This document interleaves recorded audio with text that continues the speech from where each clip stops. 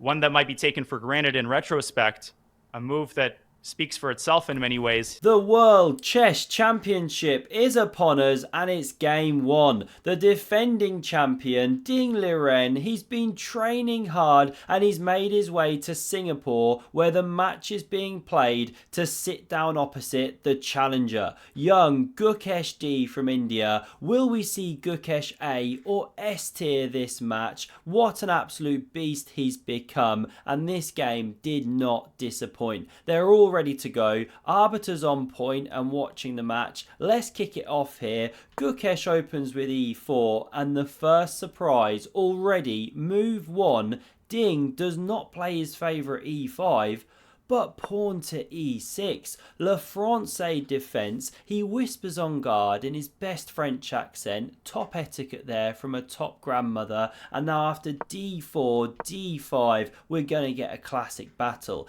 Now, of course, you can take the exchange variation, but it's very boring. It's like sitting down for a cup of tea with your great aunt Cynthia. So instead, we see knight to c3 po, and it invites the razor sharp winnower variation, but not played. Ding goes classical with this one. Gukesh now pushes forward, for some reason called the advanced variation. Still haven't figured out why. That's why they're sat there, I'm sat here, and now we get f4, erecting the overpowered camel toe pawn formation. Ding fights back with his c pawn, and these are the main moves for white. But unbelievably, neither of them played. What do we see? Knight c to e2. Gukesh completely forgetting which way his pieces should move, and this is so rare that it's only played in about 160 games in the Chess.com database, compared with about 13,200 that go with this knight moving out to f3. Where's a mathematician when you need one, right? What's that? About 1% of games follow this move. We're in for a battle. Ding calmly carries on, spawning a seahorse. Now we see this pawn push. Gukesh sets up the old connect 4, wins himself a vacation in Fabi's throw. What a prize. And now this is the moment where Ding freezes harder than former world champion Anatoly Karpov when he plays chess in the depths of Russian winter, because he plays a move of a5, very interesting, but it took him 30 minutes to play that move. Already the titters beginning in commentary and on social media. Is Ding struggling mentally? Well, what a battle we're in for here. Forget the off the board, we're on the board now. The chess is speaking. This knight develops a4. Ding carries on, full alpha zero mode, bishop e3 very natural. Finally we see the development of that kingside bishop, and this is a great moment because we're about to enter a brand new game. It comes on the board now with pawn to g4 for the score. Andrea starts spinning the beats, everyone's absolutely loving it. Gary the debt collector looking to bang down the door, and that's why we don't see castles kingside immediately. Instead, Ding fights back by developing his queen with a whoosh, creating this pin there so you can't capture back in the centre with the pawn, and Gukesh says I don't care, just brilliant cheddars that bishop onto the long diagonal, and now Ding goes a3, pushing p all the way, inducing b3, and then taking on d4. However, although you can capture back with a piece here, Gukesh does not do it. He flicks in an in-betweener before he recaptures in the centre of the board. Why is he pushing back the queen like this, creating some holes here? Well, it's so he can now play this knight takes in the centre of the board. If the queen was here, you couldn't take with that knight. If the pawn was back here, you'd run into a check. But now this is very harmonious, and this knight covers any sneaky checks from down here. So game goes on with knight to b6, eyeballing those weakened light squares. Castles is now played. Ding gallops forward here, hits the bishop on e3. Will Gukesh spot it? Yes, he does. He's a World Chess Championship challenger, and Ding carries on his development here, connecting the clergyman, and it's now Gukesh's turn to freeze just as hard as former world champion Anatoly. And Ding in this earlier moment of the game, because he plays queen to e2, but burns a full 30 minutes on the clock in doing so. The time almost even now. We get knight takes on d4 by Ding. Great move, because after knight recaptures, he's cleared the c file, and knight b2 fully clears it. Look at that one. It's landed on the beast file, become an absolute dragon, and you've now opened up, after queen e3 defending, the master blaster to join the pressure on that backward c pawn. It's feeling the heat. Ding defends it here like this, but an excellent forward move, almost collinear you could call it, queen to c4. You don't actually crash through, you just sit on the head of that pawn like a sumo wrestler.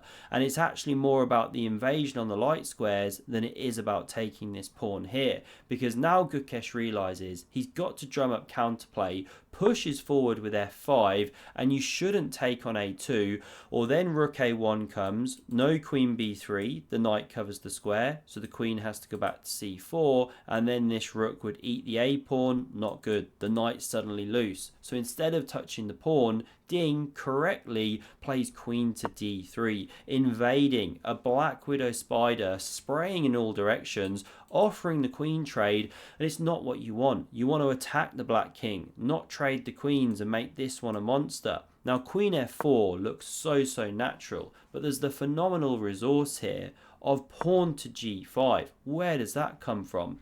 Because naturally you want to take on croissant, if you retreat the queen, again black's exchanging, but then after queen recaptures, you've got bishop g5 on the way, knight d3 looking to go to fork Vegas. It's very problematic for white, so that wasn't played. It was really tricky. I don't even know the best move here. It does say queen f4 an option, the all-seeing silicon overlord, or rook c2, g5, okay. You need to go deep with a computer here, but what Gukesh plays is queen to e1, puts all of those major pieces on the Etienne back row, but it's looking passive, because now bishop g5 comes. This is what they call initiative after rook c2 and rook c4. Simple threats eliminate the knight, which is protecting the rook, and all the glue just falls apart. White collapses. So Gukesh now goes for a nice counterplay move. Best one. He pushes p, attacks this bishop, trying to get the counterplay. Is actually an exchange sacrifice if Ding wants to go down the line, but he doesn't. Correctly, he plays bishop f4. Excellent move, given the exclam here,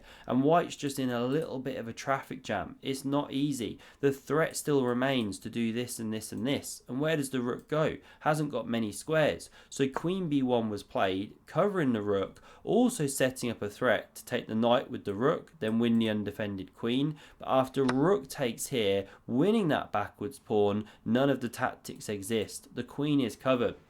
So rook takes is played. Now queen takes back.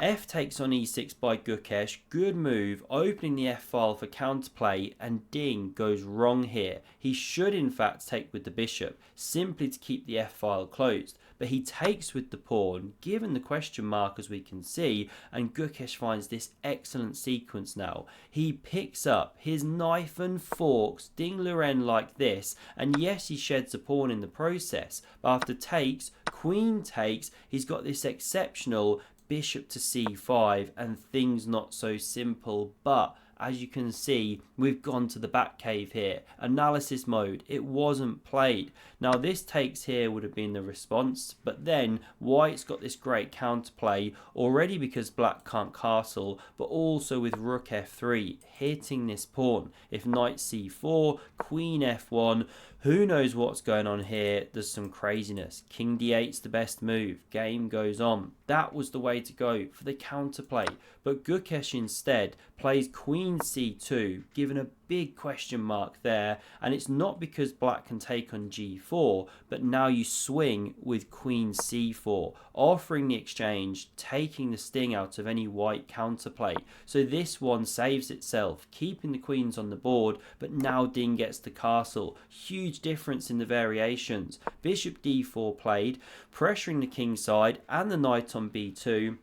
But this is the moment where Ding finds an excellent move. They're both really low on time now, especially Gukesh. Ding fully caught him up.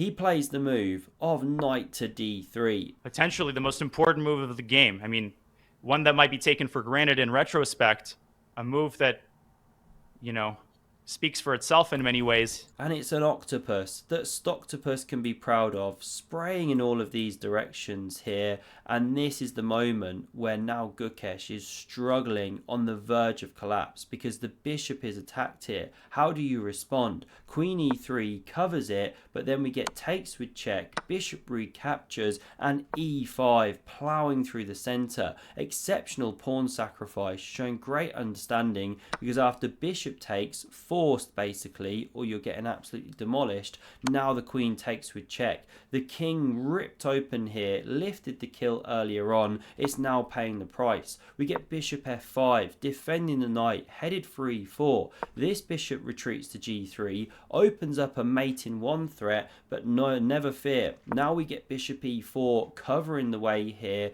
King h2 played, and h6 gives that king some Lufthansa. Bishop h3, Gukesh scrambling. I'm talking real scramble. 4 seconds left on his clock, and he doesn't get any seconds back per move increment until move 40. This is move 39. This queen now comes to the back rank, threatens mate in one. So bishop d6 slammed out just in time, making time control, gives the king some room on g3, but Ding now switches plan. He doesn't have to check. He can go from here with this check on the second rank. Now when the king gives ground, he picks up a pawn, and not just any. Red carpet rolled out now for this one. It's absolutely terminal. Remember how it started the game with that forward push. Gukesh desperately tries this check here, and it sets a trap. There's one thing not to fall for. Don't play the very unnatural king h7. Last roll of the dice, queen takes with check could be played, pawn takes, you pick up here. Even now, it's only roughly level as a position, but why go for any of that? King h8, and all the tricks are avoided, because now if you try this same thing, well, you're taking the bishop, but not with check. Black can then flick in this check first, then recapture the queen. So this here, after king h8, was the final position. We see resignation, because this is actually a mate threat. And if you do something like this to cover, well, you can simply move the queen, set up discoveries, and the pawn is running just way too fast. White has got nothing in terms of an attack. It's the white king which is actually getting killed. So against all the odds going into the match, unbelievably, the first game taken by Ding Liren. What a world championship it sets up. Hope you enjoyed this one. Smash subscribe if you did, and I hope to see you again on a future recap. Cheers.